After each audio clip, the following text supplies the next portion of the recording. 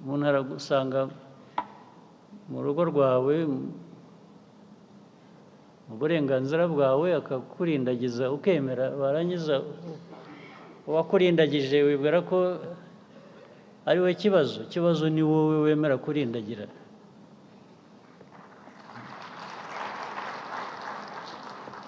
Twahindura dute rero mu by'ukuri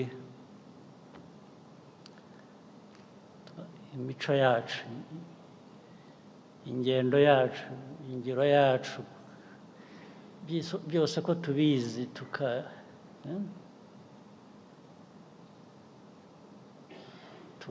hagati yacu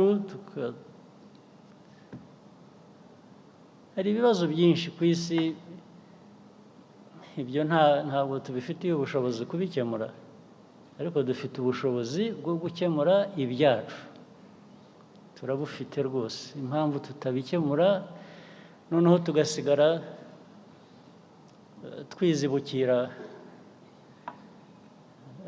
ayo macumu badutera bagira ngo baducubye, cyangwa natwe tukayabatera mbese,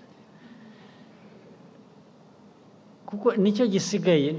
Ntabwo numva impamvu abantu ibibazo ku isi, cyakora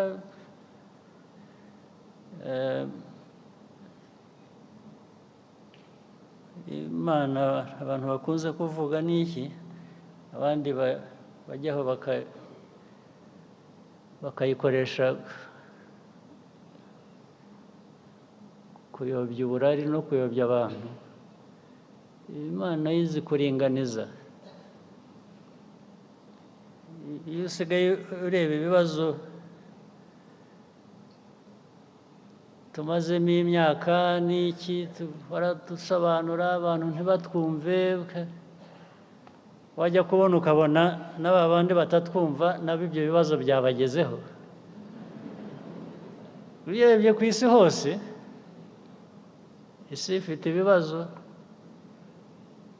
n'aba bandi b'ibigirwamana nabo barabifite bitari bike. Ntawe bikwiriye gushimisha, ntabwo bishimishije ngo nabo barabifite, ariko biramfasha kubibutsa ngo ariko n'ibyo mugira n'abandi, burya namwe ujya gusenya ahandi, wagaruka iwawe ugasanga nawe bahasenye.